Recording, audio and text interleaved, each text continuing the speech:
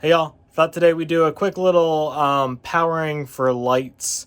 I don't want to say demo, but just a quick little thing because I gotta do some stuff. I got some more parts in to get my city garden appropriately lit. I gotta move my power source for the downtown core that's already lit up.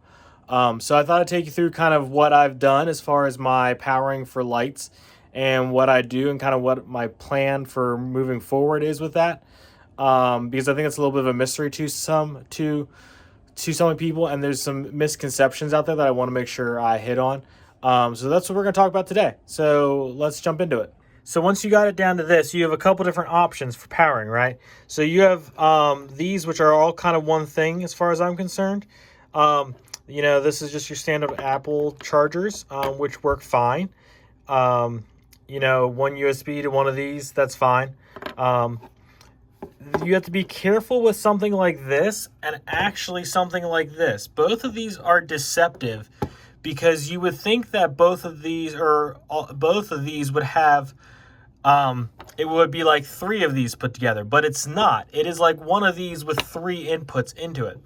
So if I ran all my individual modulars down to a USB, I would definitely use one of these and I would just have one per thing or one per little section and I would be done.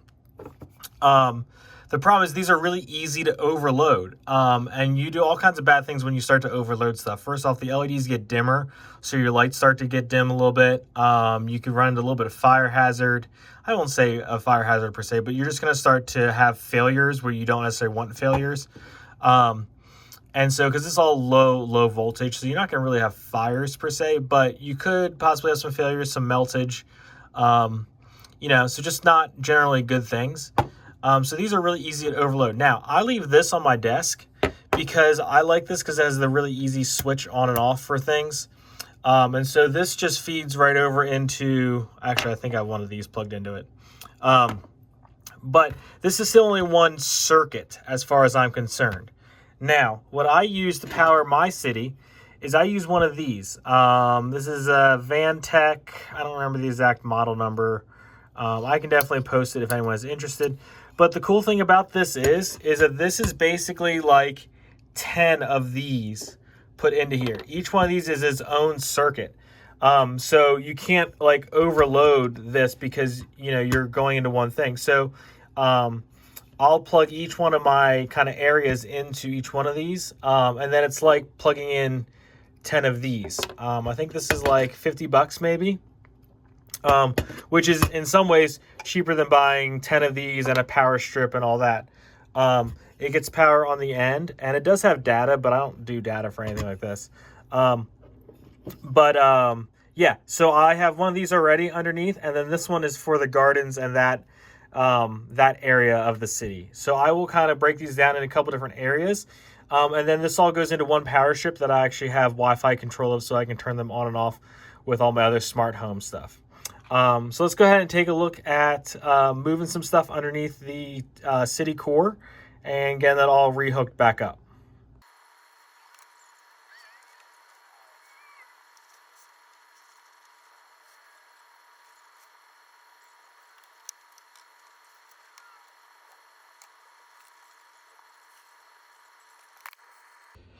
So I don't know how possible it was to see that while I was doing that because I want to just kind of get through that. But as you can see, like all of this comes down to just this one little thing. And I'm pushing this down through this crack. And then right now I'm just leaving them kind of hang. And then I'm very carefully kind of letting it fold underneath the base plate as I'm pushing this back into place. Now this one might be a little bit of a problem. I might have to kind of rethink this a little bit. This tree has been the bane of my existence since I started moving stuff. So because of the way I wired it, there's a bunch of wires right here in the middle. And so that kind of center round piece, which is kind of this whole support structure for this whole top part of the tree, doesn't really nest in there very well. And so I really think I'm going to have to rebuild this tree. And I might need to kind of rethink this courtyard area for this restaurant to accommodate the train track. So I might not push this all the way back into place, but we'll see. By the way, even though these two are two separate things, I built this and then this little add-on. they are wired together. Again, just because they are kind of one thing. So anyways, okay, I'm going to get this pushed down, and then we're going to jump underneath the table and take a look at what's hanging underneath. Okay, so I've moved this up to here. Unfortunately, this guy is not going to reach, so I'm just going to get a USB extender because that's going to be easier than me pulling literally everything apart to add an extension of this type of wire onto it. But let's get these other guys plugged in so you can see. These are just the ones that I hung down from the tops from the modulars were there right above it. I almost always put in the shortest one first, and then the next shortest. And it's just a space thing, you know.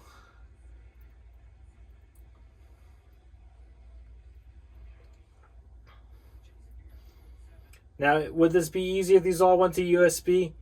And, you know, I just put a big USB adapter, like, bundled down here? Maybe. The other nice thing that I like about this situation is that things like this hole is not big enough to get... Can you even see that? Yeah. So this hole is not big enough to get a USB connector down through, but it easily passed these wires. So that's kind of a nice other reason to do this as well. I think I'm going to probably attach that up here just so that it stays up out of the way so that the cabinet doesn't catch it coming in and out. And I'm going to face these towards me so I can see. And then that way the cabinet won't catch it when the cabinet rolls in. All right, I got one more section of these to do, and then I got to get that figured out, and then we'll be good to go in this section again. All right, got the power back on down here. You can see these are not lit up because I don't have a USB extender. I'm going to need to order one. So that's not going to be on right now, which is fine. But the rest of this is turned on again. Let's work on trying to get some power, figure out what I'm doing down there. Okay, so I've kind of thought this through a bit, and I think what I want to do is not going to happen today. It's probably not going to happen tomorrow, and probably won't happen this week. Because ultimately, here's the problem, okay? So here's my new one. 4 of these are going to be allotted to the garden. Probably at least 2 or 3 of these is going to be allotted to El Dorado. And then, you know, whatever's left can be allotted to this portion of the city, which is fine. But the problem is, if I want that to be somewhat central, then actually this probably needs to sit like right in here and not underneath or not in the back. The problem is all my wiring for all the garden runs all the way to the back, which is also not really conducive to how this is all set up now either. And so the other thing that I'm thinking is, if I am going to in fact put the hub, you know, down in here somewhere, you know, which is fine. That's perfectly fine. How am I going to get to it to plug stuff in? And so what I'm thinking about doing, and this is in conjunction with a couple of other things, but what I'm thinking about doing is removing this pathway here and shifting El Dorado all the way up against here, which would be up against the gardens, and making that more solid. And so I could pull El Dorado out and easily reach underneath there, fix or plug in stuff, whatever, and slide El Dorado back. And so that's kind of what I'm thinking is going to need to happen. And that's, you know, that's a massive undertaking.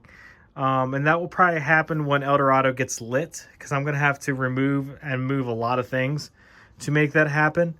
And so that's probably when that project's going to happen. And really, that project doesn't affect anything else. That doesn't affect the spacing of anything else, really.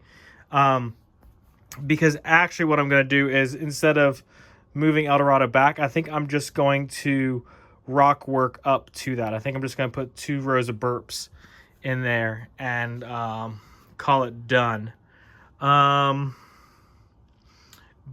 yeah, so I think that's what I'm going to do as far as powering that stuff, because I don't know how else to do it that it's somewhat centralized and makes sense for kind of what the scheme of that box is. Again, those are like $50 a piece, so I don't want to be buying, 20 of them just to light this one area of the city.